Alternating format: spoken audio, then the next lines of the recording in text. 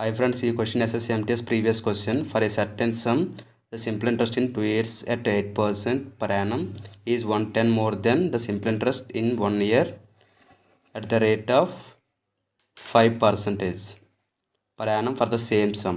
Find the sum. So sum 5 same sum కనుక ఇంట్రెస్ట్లో difference చూసుకోవాలి. 2 yearsకి 8%. 2 yearsకి 8% అంటే ఎంత అవుతుంది? 2 8s 16. 1 yearకి 5%.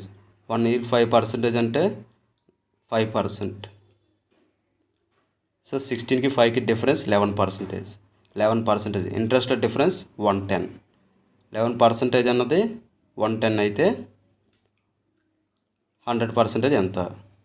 So 11 1s 11 10s 100 into 10 1000. So answer